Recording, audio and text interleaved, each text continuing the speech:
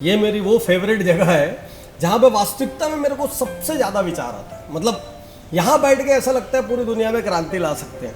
चारों ओर झुरमुट है, कुछ नहीं है, एकदम शांति से कान में सोचो। बैठो, तुम लोग एक गजब की कहानी सुनाता हूँ, अद्भुत कहानी। एक ऊंट और उसका बेटा थे।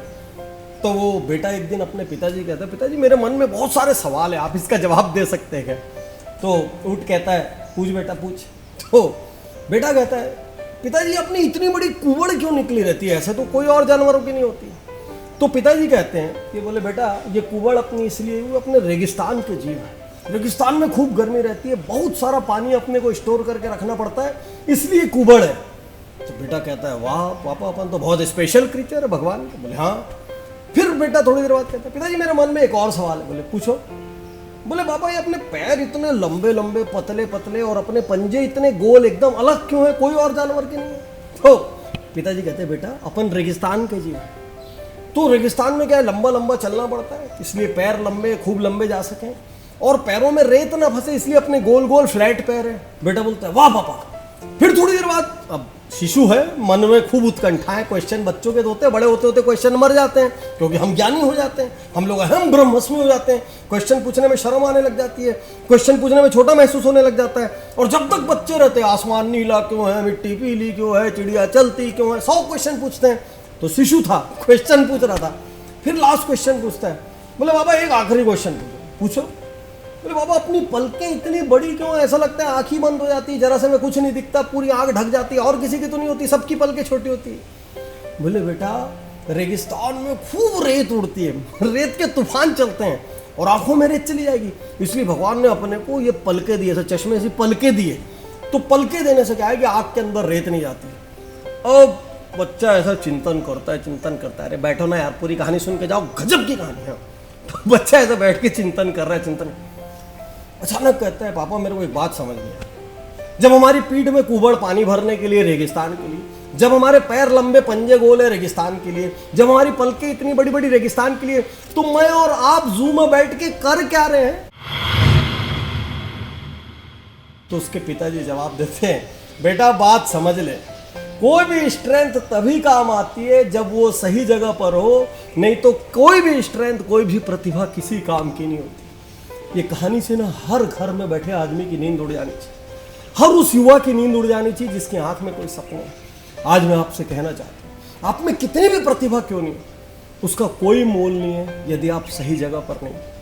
आप कितना भी अच्छा गाते क्यों ना हो, कितना भी अच्छा बजाते क्यों ना हो, कितना भी अच्छा दौड़ते भागते खेलते क्यों ना हो, यदि आप अपने आप को सही प्लेटफॉर्म पे ले जाके प्रेजेंट नहीं करेंगे, कोई फायदा नहीं। अरे सैकड़ों पिक्चरों की रीलें बंद हो गई जी, बनी पिक्चर ही रिलीज नहीं हुई, किसी को पता ही नहीं चला कि उस पिक्चर में कितना दम था। कितनी पुस्तकें आधी लिखी हुई छूट गई, बड़े बड़े लेखकों के घर में पुस्तकें बाजार में नहीं आई, तो बेस्ट सेलर कैसे बनेगी?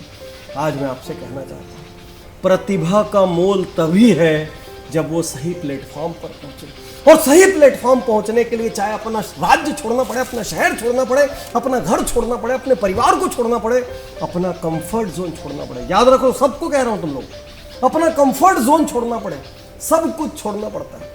मैंने अपना 10 साल का कैरियर, मेडिकल कैरियर, 10 से भी ज्यादा साल, सुपर सक्सेसफुल डॉक्टर, मैंने एक दिन छोड़ा क्योंकि मुझे पूरी दुनिया को इंस्पायर करना, और पूरी दुनिया को इंस्पायर करने के लिए आज पीछे 10 साल से हर महीने 20 दिन टूर कर रहा हूं। यदि मैं ये सोचूंगा कि 20 दिन टूर करने से मेरी सेहत खराब हो जाएगी, मेरे परिवार का क्या होगा, तो क्या मेरा दुनिया को इंस्पायर करने का सपना पूरा होगा? याद रखो, घर बैठे किसी को सफलता नहीं मिलती, और मिलती ना तो क्षणिक होती है, हाथ से चली जाती है। औसत लोगों से कभी सलाह मत करना, क्योंकि प्रतिभा का मूल्यांकन सही आदमी कर पाता है, हीरे का मूल्यांकन जौहरी कर पाता है। यदि आप अपने औसत लोगों से, आसपास के औसत लोगों से बड़े सपनों की सलाह लोगे ना, वहीं का वहीं आपका सपना वो खत्म कर देगा। यदि सपने की भी सलाह लेना है तो उससे लेना, या तो जो बहुत बड़ा अचीवर हो, या जिसने कम से कम अचीवर बनने के लिए सैकड़ों हजारों बार ट्राई किया। आज मैं आपसे कहना चाहता हूं, जितने लोग घरों में बैठकर बहाने बना रहे हैं और सपने देख रहे हैं साथ में, आप कुछ नहीं कर रहे हैं, अपने आप को बेवकूफ बना रहे हैं। जब आप किसी और को बेवकूफ बनाते हैं, और ये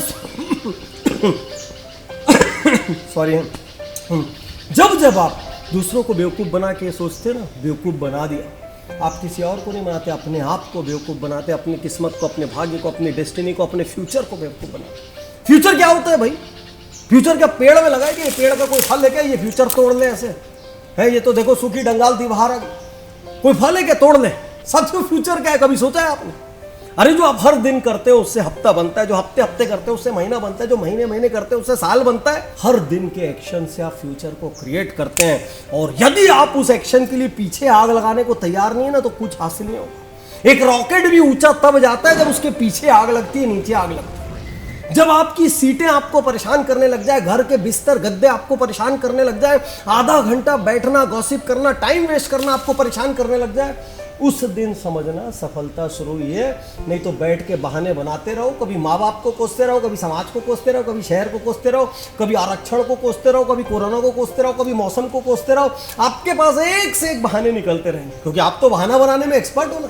और आपने वैसे ही 5-10 दोस्त भी ढूंढ लिए होंगे जो वही बहाना बनाने में आपका साथ देते हैं, क्योंकि ऐसे लोगों का तो कुनबा बहुत जल्दी बड़ा हो जाता है। साथ देंगे वो आपका, और आपको लगेगा यही सच है। और आप ही के बीच में कुछ लोग सब कुछ त्यागेंगे, सारा कंफर्ट त्यागेंगे, सारा आराम त्यागेंगे, और अचीव करते चले जाएंगे।